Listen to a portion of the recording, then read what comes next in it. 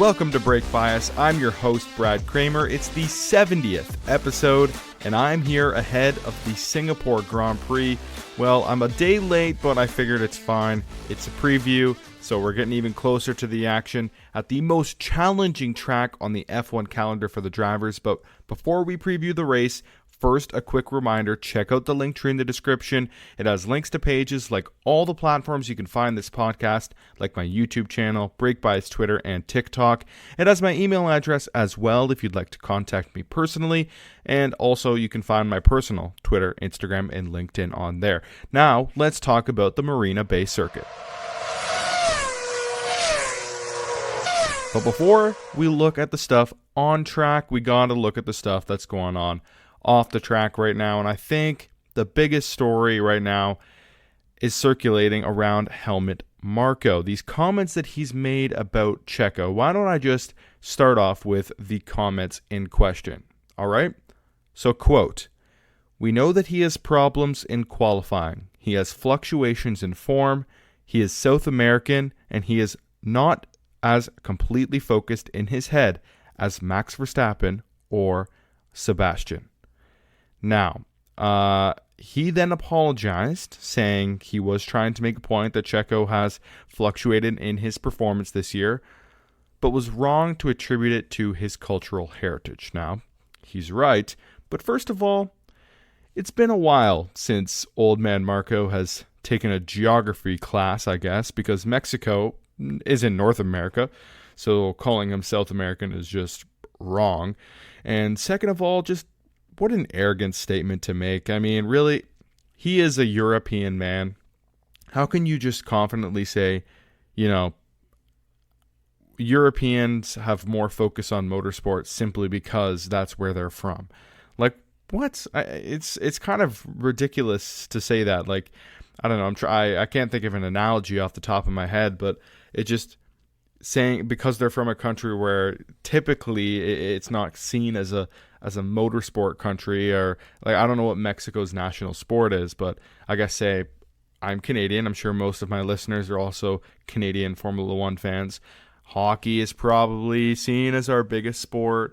So it's like someone, a part of the Toronto Maple Leafs organization saying that one of their players, because he's, from a country like Japan, like a country that's not typically, in the NHL. Oh, he's from Japan. That means he's not as focused on hockey as the rest of the team.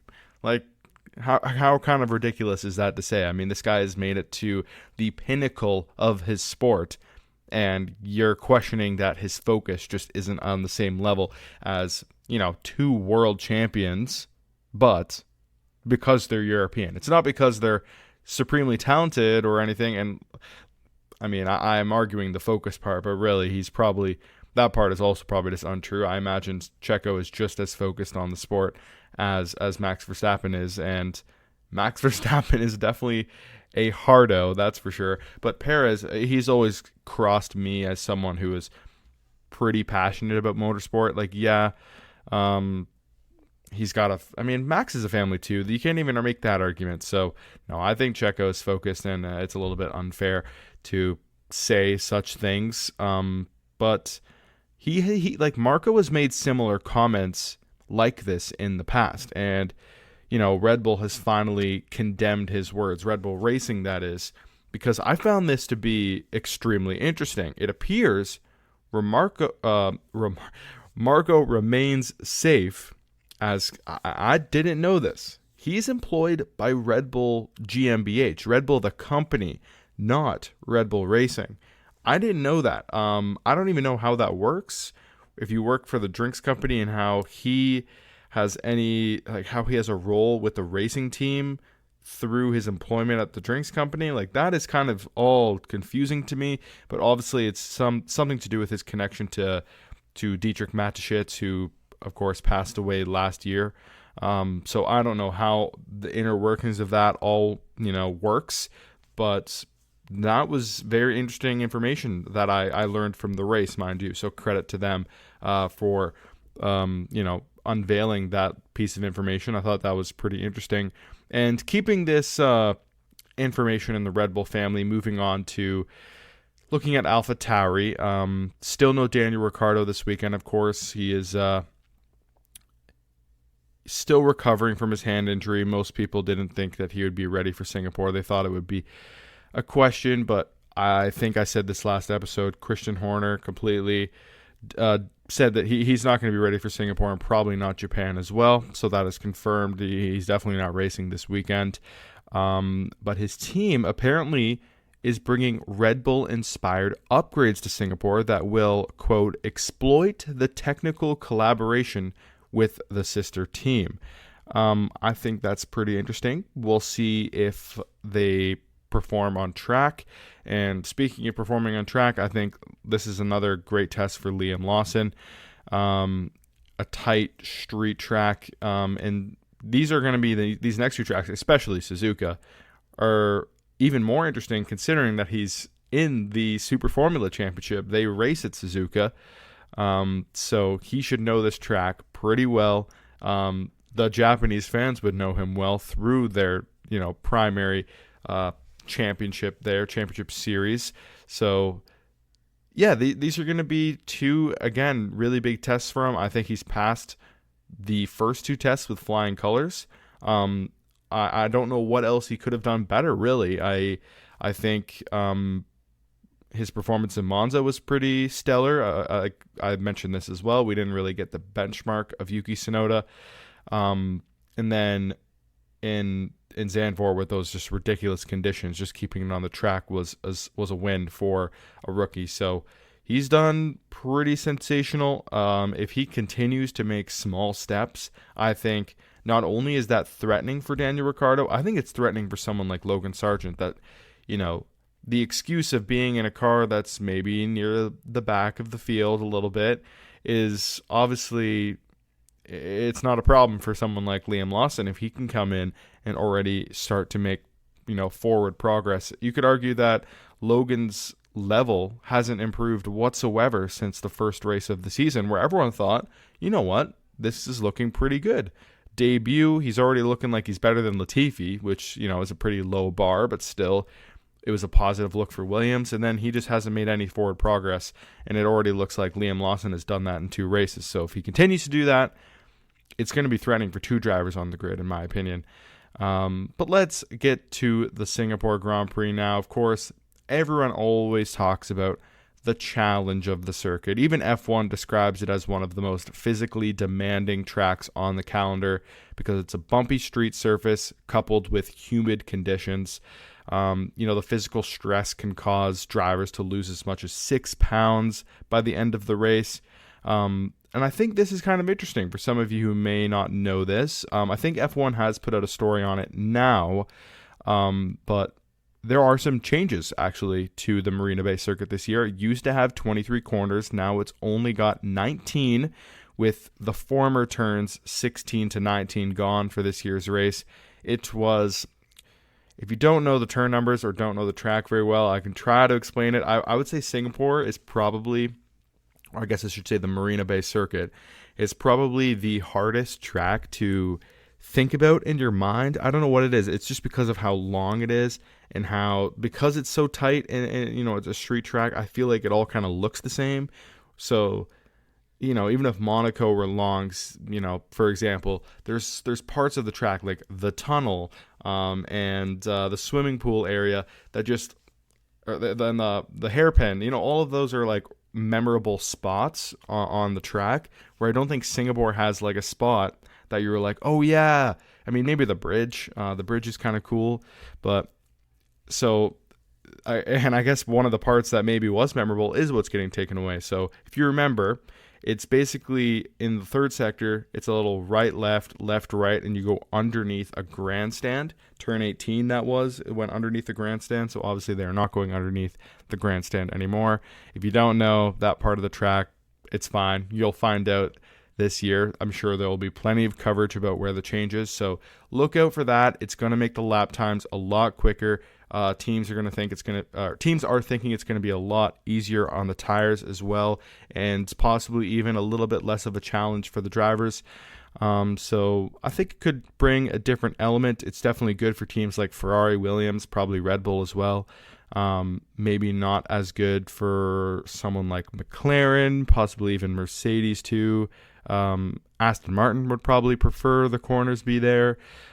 So yeah, look out for that. Last year, Sergio Perez drove a great race here from the lead, taking the win ahead of Charles Leclerc. Of course, Max Verstappen had the problem in qualifying, had a massive uphill battle to try to claim his world title here.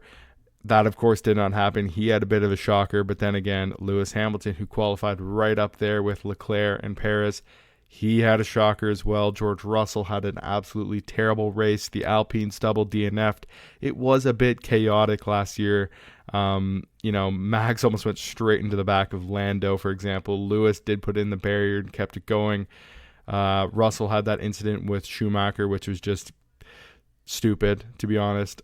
So we'll see if it gets pretty chaotic again this year, because we have some history still on the line. Red Bull still going for that perfect season. Max still on his consecutive win streaks. Who knows how long he's going to be able to keep this going. I would say no matter what, even if it's one of the more straightforward Singapore races, this is already going to be a challenge for Red Bull. It's just the nature of the Marina Bay circuit. This ain't easy, no matter how good of a car or how much of an advantage you have over your competitors. So will Max continue his dominance here? Is still hard to bet against him for sure. And just the way he's operating right now, like I mentioned last episode, he's just not making any mistakes at the minute. So it's hard to, try to say, oh, this is going to be the race. He makes mistakes just because it's Singapore. I don't know about that. So we'll see. Maybe I almost feel like the mistake has to come from the team, but the team is operating at a level like Max is as well. They're not making mistakes on Checo's car, and Max is getting lucky. Like, they're just not making any mistakes at all. So it's tough. I think the better question, as it has been all season, is who is going to be Max's closest challenger, and will there be a close challenger? I think everyone has to be looking at Checo for this race, of course, because he is the street circuit sultan. He won here last year. He did just come off a pretty good race in Monza, which hopefully, bodes well for a potential challenge here in Singapore. But what do I think will happen? Of course, we'll get into the prediction stage of the preview. I'm going to go, I got a crazy one. Usually I've kept it pretty status quo for a while now, just picking Max pole, Max win. And it's because I don't want to be disingenuous. I don't want to just pick people for the sake of picking people.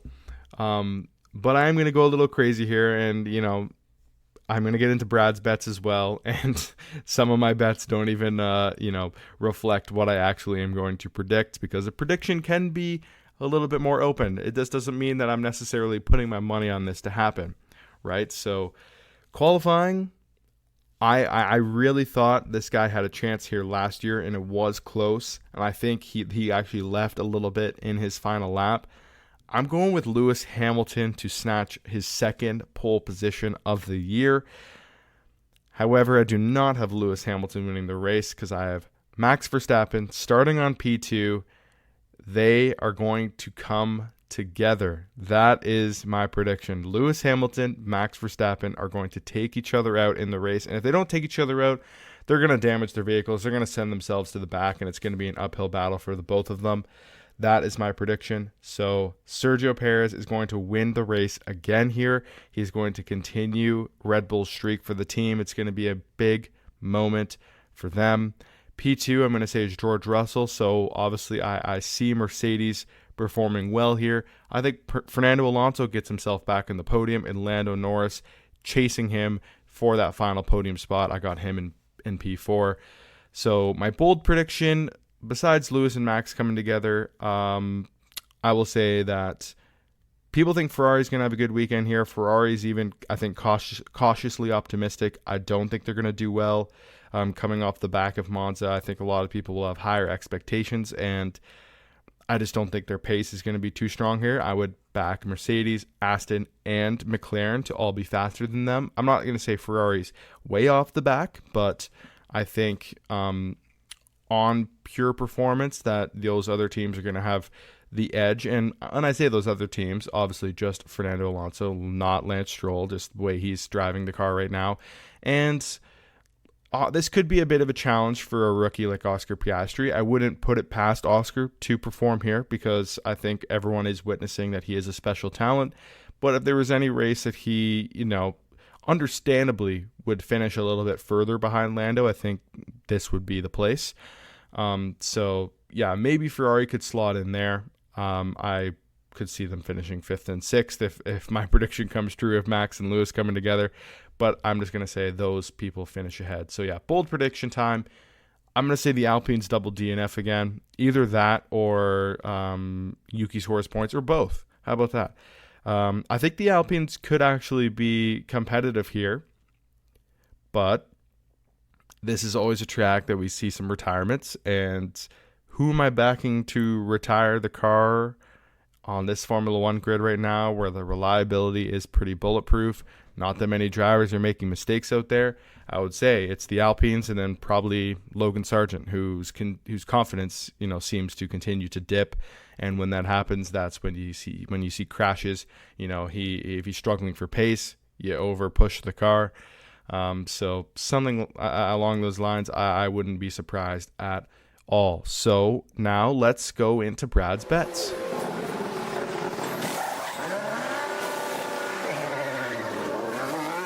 Well, guys, I say ride the bias every race week, yet I completely screwed up for the Italian Grand Prix. I reviewed my picks and then didn't give out any. So if you actually enjoy this segment of the podcast and, listen to my picks, I apologize. I don't know how I forgot to make my picks after literally going to the segment and then reviewing my picks and then just not giving out any. So that was my fault. So obviously we don't have any picks to review. So we're just going to go straight into my picks for this week. And I will say, I don't have much here because Singapore is typically just a chaotic and pretty unpredictable race. It's hard to know who's going to perform well. Even people that have good pace and should perform well here on paper, things can happen to them. So it's a tough one, but I do like what I have gathered here. And this is already a perfect example of why I said my predictions aren't necessarily going to reflect what I put my money on, because I think one of the Alpines to score points at plus 115, they're both Ocon, Gasly, they're both plus 115. I think that's pretty good money because there's a pretty good chance that there's a retirement somewhere up the field. Someone gets caught out in qualifying and the Alpines can pounce. The Alpines struggle with the straight line speed. This is not going to be a problem for them. Think about where Ocon and Gasly and how they performed in Monaco. This is a kind of similar deal here. The only issue for them is because it's so hot, do they have the proper engine cooling for this race? That is the only concern. However, if you look at the sports books, Alex Albon has a better chance or he's a more favored to score points than the Alpines. I think that's a bit ridiculous. I would still back the Alpine car and on a track like this over the Williams. Even with, the driver behind the wheel being Alex Albon and the way he's performing right now, I think plus money for an Alpine to score a point. I wouldn't be surprised if they both do, to be honest. I think this is a weekend they'll be eyeing up to try to get back on track and scoring some good points. I mean, I say get back on track. They were just on the podium in Zandvoort. But anyway, you get what I mean. They weren't very good at all in Monza because of their straight line speed issue. So, yeah, look at one of the Alpines here, just coming off the back of a bad race. You got some good value there. This is one I really like. Plus 165 for over 17.5 drivers classified. Now, Singapore, like I said, is very chaotic, and there's always usually some retirements here. However, the way reliability has been this year, I think we could actually see a Singapore Grand Prix where there are no retirements, or possibly even just one. So to get value for, still you have a 2 retirement buffer here. A value like plus 165 for the reliability we've seen this year. I was hammering these bets at the start of the year when it seemed like we were just not getting any retirements or safety cars at all at the beginning. Then I kind of got away from it. I'm coming back because, I think a lot of teams are going to have their engines turned down here after Monza as well. But yes, I understand this one could absolutely blow up in our faces because it is Singapore, and 2 people could be out on lap 1, or people's engines could be blowing left and right. Wouldn't put it past the Haas's, wouldn't put it past the Alpines. Like I said, Logan Sargent. I don't know what the weather forecast is looking like. That can really throw a spanner in the works. So it's tricky. However, if you play this one right, you look at the forecast a little bit closer to the race weekend, those odds aren't going to change too much. I think plus 165 is very, very interesting value. So maybe one to just monitor, not hop on right away. But yeah, I like that one. And the last one, for obvious reasons, I think both Red Bulls on the podium for minus 125 is good. On my grid rival team, I got the Red Bulls constructors because it's just so hard to predict who's going to be strong here. Like in the P2 fight, it has been unpredictable this year, I would say. But like Monza, for example, I knew Ferrari would be great there. Zandvoort, I figured this would be a little bit more of a Mercedes and McLaren track. The conditions didn't really play into the hands of McLaren, of course, but they did qualify extremely well. Like, they were quick there. The characteristics of the car are a little bit more obvious at some other tracks. Here, it's really hard to say. So that's why I just want to secure those points on my grid rival team by getting Red Bull. And this is the same kind of idea with this bet. Minus 125, I think it's safe. I think as long as Checo doesn't have a horrible qualifying, which is possible, but it seems like he is performing a little bit better here. He usually performs well at this track. It's going to be tricky for the other teams, so it's not like in some of the more traditional circuits, it's a bit of an easier ride for teams like Mercedes and Aston Martin. Like, we could see mistakes from those teams here too, which only help Checo's chances of getting into Q3 and getting somewhat far up the grid. But then also, once we just get to that first DRS zone in Sector 1, I do feel like the Red Bulls are going to be able to pass where the other teams are going to struggle a bit more. So even if Checo qualifies in like P8 or something, I could still see him getting on the podium here. So yeah, I feel pretty comfortable taking the minus 125 money here and just betting on those Red Bulls to finish on the podium. Now my long shot is going back to Alpine. I know I've had a weird amount of Alpine bets, but I think the cooling worry is legitimate. So plus 700 as a long shot for an Alpine to be the first to retire. We've seen their drivers, they can be a little bit sloppy as well and get into incidents. I think for a long shot, if you're going to bet on first to retire, I would definitely bet on an Alpine to do it. So there you have it. It's a bit of a quick preview today.